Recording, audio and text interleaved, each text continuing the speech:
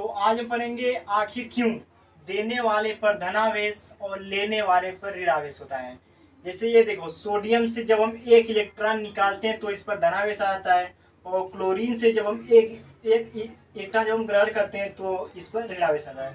Hello दोस्तों, स्वागत है आपका ओम हिस्ट्री क्लासेस पे। तो आज हम जानेंगे आखिर क्यों जब भी किसी परमाणु में से इलेक्ट्रॉन निकालते हैं, उस जब कोई परमाणु अपना इलेक्ट्रॉन त्यागता है तो उस पर धनावेश क्यों होता है, और जब कोई तत्व परमाणु इलेक्ट्रॉन लेता है तो उस पर ऋणावेश क्या होता है। आप लोगों ने बहुत ही टीचर बताते होंगे कि जब कोई इलेक्ट्रॉन त्यागता है तो उस पर धनावेश, जब कोई लेता है तो ऋणावेश होता है।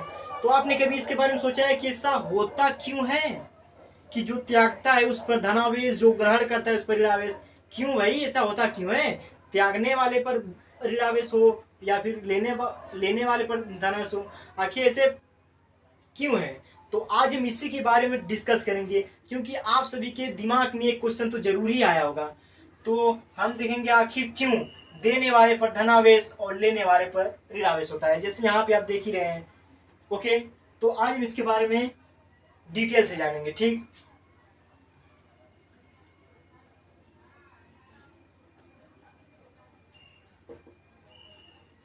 तो यहाँ पे देखो, मैं परमाणु लिख रहा हूँ सोडियम, यहाँ पे लिख दिया मैंने सोडियम पर धनावेश, इधर लिख दिया मैंने Cl निगेटिव। ये क्या है? क्लोरीन। इसका परमाणु क्रमांक क्या है? 11। इसका भी 11 ही है। इसका क्या है? 17। क्या परमाणु क्रमांक। अब आप ये बताइए, मैं आपसे एक क्वेश्चन करता हूँ, क्या इसमें से तीनों, रुको इसको मैं कोई दूसरा लेता हूँ, मान लो मैं ले लिया बोरॉन। इसका परमाणु क्रमांक क्या होता है? सॉरी, आप लोग से मैं क्वेश्चन करता हूं कि ये तीनों जो आपको तत्व या परमाणु दिख रहे हैं, ठीक, इसमें से क्या तीनों आवेशित हैं, तीनों पर आवेश हैं? तो आप कहेंगे कैसी बात कर रहे हैं सर आप, इस पर तो आवेश है ही नहीं। हाँ, इस पर सर धनावेश है, इस पर Cl नेगेटिव, इस पर ऋणावेश है। यस सर, ये सही है, लेकिन मैं आपसे कहना चाहता हूँ कि आप गलत बता रहे हैं। गलत बता रहे हैं कैसे? देखो, ये ठीक है, आपने बोला ये भी इस पर आवेश है, इस पर भी आवेश है, आपने सही बोला, लेकिन इस पर भी आवेश है मैं बोलता हूँ। सर दिख तो नहीं रहा, कहाँ आवेश? सर आप झूठ बोल रहे हैं। अभी मैं प्रूव करता हूँ। देखो, ये एक उदासीन परमाणु है, इस पर जो कुल आवेश 0 है, लेकिन इस पर आवेश है। सर आप कंफ्यूजन कर रहे हैं, सर आप कंफ्यूज कर रहे हैं हमें। सर डिटेल समझाइए ना। चलो समझते हैं। इसका मतलब ये है, देखो इस पर कोई आवेश नहीं है, तो मतलब इसमें जितना इलेक्ट्रॉनों की संख्या है उतनी ही प्रोटॉनों की संख्या है। आप जानते हो इलेक्ट्रॉनों की संख्या निगेटिव, इलेक्ट्रॉन क्या होता है? निगेटिव होता है, जबकि प्रोटॉन क्या होता है? पॉजिटिव संख्या है।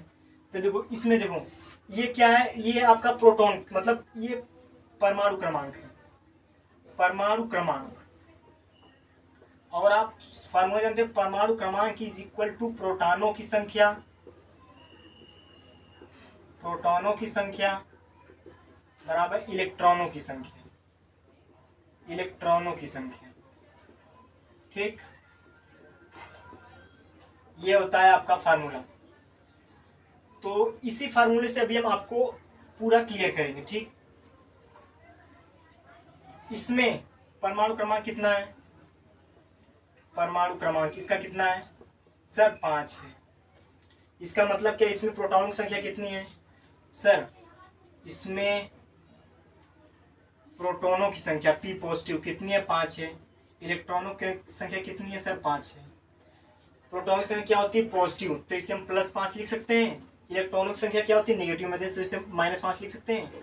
अब देखो, इस पर +5, इस पर 5 प्रोटॉन भी है और 5 इलेक्ट्रॉन भी है, तो धन आवेश और ऋण आवेश की मात्रा क्या है? समान है। क्या है? धन आवेश और ऋण आवेश की मात्रा समान है। तो इसका जब हम कुल आवेश को जो क्यू नेट कुल आवेश, देखो मैं प्रूव कर रहा हूं, इस पर आवेश तो है लेकिन इसका कुल आवेश जो है 0 है। इस पर देखो +5 आवेश भी है, -5 आवेश भी है, लेकिन इसका जब कुल आवेश लोगे तो +5 -5 क्या हो जाएगा? 0। इसीलिए इस पर कुल आवेश 0 है, जिससे क्या है? उदासीन। इसको क्या कहते हैं? उदासीन परमाणु। इसको क्या कहते हैं हम? उदासीन परमाणु। उदासीन कहते हैं, इसको क्या कहते हैं, उदासीन। ठीक, इसको हम कहते हैं उदासीन। मतलब इस पर देखने में तो कोई आवेश नहीं, मतलब इसका नेट आवेश 0 है, लेकिन इसमें एक्चुअल में 5 प्रोटॉन है और 5 इलेक्ट्रॉन है, मतलब इसमें आवेश है। अब देखो सर इस पे धनावेश सर कैसे आया, इसके बारे में चर्चा करते हैं। इसमें क्या है, आपके पास 11 प्रोटॉन है। ठीक, आपके पास कितने प्रोटॉन है, 11 प्रोटॉन, और कितने, 11 इलेक्ट्रॉन। मान लो अभी ये नहीं है, मान लो अभी इसको तुम भूल जाओ, ये जो पॉजिटिव है ना इसको तुम भूल जाओ, इसको तुम क्या करो, इसको तुम भूल जाओ। बस कितना है, बस अपने को मालूम है सोडियम है, इसका परमाणु क्रमांक 11 है, मतलब इसमें 11 प्रोटॉन है और 11 इलेक्ट्रॉन है। ठीक, तो जब मैं प्रोटॉन और इलेक्ट्रॉन, अगर मैं इसमें से एक इलेक्ट्रॉन निकाल देता हूँ, मतलब एक इलेक्ट्रॉन मैंने निकाल दिया, तो कितना बचा, 10 इलेक्ट्रॉन। इसमें कितने, अभी भी इसमें कितने, 11 प्रोटॉन। अब जब इस पर जब कुल आवेश आप देखोगे, कुल आवेश +11 -10 कितना हो गया, +1। ये आपको क्या मिलेगा, +1 चार्ज मिला कि नहीं। इसीलिए हम इस जो +1 चार्ज में मिला है, इसलिए हम यहाँ पे इसको लगाते हैं +1, मतलब कि इसमें से एक इलेक्ट्रॉन हमने त्याग दिया। देखो यहाँ पर निकाला कि नहीं, एक इलेक्ट्रॉन हमने त्याग दिया कि नहीं। इसीलिए कहते हैं कि देने वाले पर हमेशा धनावेश आता है। जब कोई इलेक्ट्रॉन, जब कोई तत्व अपना इलेक्ट्रॉन त्यागता है या दान करता है, तो उस पर क्या आता है, धनावेश। आपको समझ में आ गया होगा कि देखो, मतलब इसमें 11 प्रोटॉन है, इसमें 11 इलेक्ट्रॉन है। जब इसमें से एक इलेक्ट्रॉन हमने जब निकाला, किसी अन्य परमाणु को दे दिया या मैंने निकाल दिया, तो इस पर 10 इलेक्ट्रॉन आ गया। ठीक, जब 10 इलेक्ट्रॉन आ गया तो कुल आवेश कितना हो गया, +1 बचा। तो +1 कहाँ लगाएंगे, हम लगाएंगे इसको यहाँ। ओके, समझ में आया आप सभी को कि क्यों धनावेश और ऋणावेश होता है। अब आते हैं हम इस पर। इस पर तो आप लोग समझ ही गए होंगे कि इसमें अब क्या करना है, फिर भी आप लोग बता देता हूँ। ठीक, नहीं तो आप लोग को सर आधा अधूरा पढ़ा के चले गए।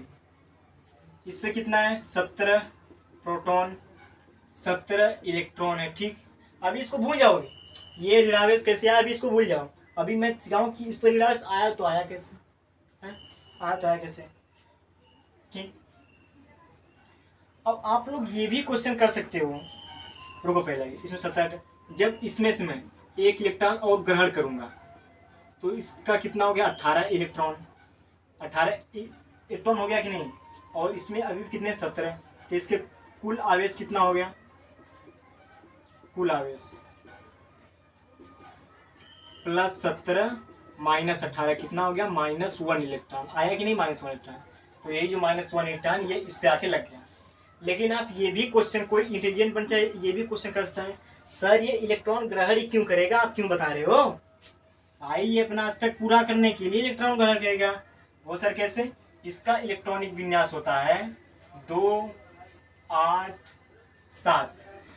कोई भी तत्व चाहता है कि मेरे अंतिम कोश में, मेरे जो लास्ट कोश है, मेरा बाहरी कोश है, संयोजी कोश है, उसमें 2 या मतलब पूर्ण संयोजी इलेक्ट्रॉन हो जाए। ये चाहता है कि मेरे बाहरी कोश में 8 इलेक्ट्रॉन हो जाए, तो ये क्या करेगा, इसके बाहरी कोश में 7 हो, तो इसको अगर ये 7 इलेक्ट्रॉन त्यागेगा तो इस पर 8 हो जाएंगे बाहरी कोश में, या फिर ये एक इलेक्ट्रॉन किसी से ले ले तो इस पर 8 हो जाएंगे।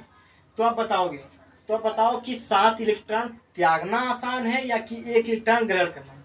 सर एक इलेक्ट्रॉन ग्रहण करना, 7 इलेक्ट्रॉन त्यागने में सर बहुत मुश्किल है। क्यों, देखो ये होता है तुम्हारा नाभिक, परमाणु है, नाभिक होता है। सर यहाँ पहली कक्षा होती है, दूसरी कक्षा होती है, तीसरी कक्षा होती है। सर इसमें देखो, इसमें पहली कक्षा में कितने हैं, 2 इलेक्ट्रॉन है। दूसरी कक्षा में 8, 1 2 3 4 5 6 7 8। तीसरी कक्षा में 7, 1 2 3 4 5 6 7। अब सर बस मुझे अब सर इससे देखो बारीक इतने सारे इलेक्ट्रॉन इसको त्यागने पड़ेंगे। ये क्या है, Cl नेगेटिव है, त्यागने पड़ेंगे जो बहुत मुश्किल है। इसलिए सर बस मुझे कोई एक इलेक्ट्रॉन दे दे बस, तो मेरा अष्टक पूरा हो जाए, मैं भैया सुख संपन्न से अपनी जिंदगी गुजारूं। ये यही चाहता है कौन, Cl नेगेटिव, मतलब क्लोरीन परमाणु। तो सिर्फ इसको एक इलेक्ट्रॉन ग्रहण करना आसानी, इसलिए ये एक इलेक्ट्रॉन क्या करता है, ग्रहण करता है। इसलिए इस पे क्या आता है, Cl नेगेटिव चार्ज आता है। ठीक, आपको समझ में आया? बहुत अच्छा। तो आशा करता हूँ आप सभी को ये लेक्चर बहुत ही अच्छा लगा होगा, और कोई भी चीज़ ना समझ में आई तो प्लीज़ कमेंट बॉक्स खुला है, उसमें आप कमेंट जरूर शेयर कीजिएगा, और कमेंट ये भी कीजिएगा कि आप लोग को ये लेक्चर समझ में आया या नहीं। धन्यवाद ये लेक्चर देखने के, थैंक यू।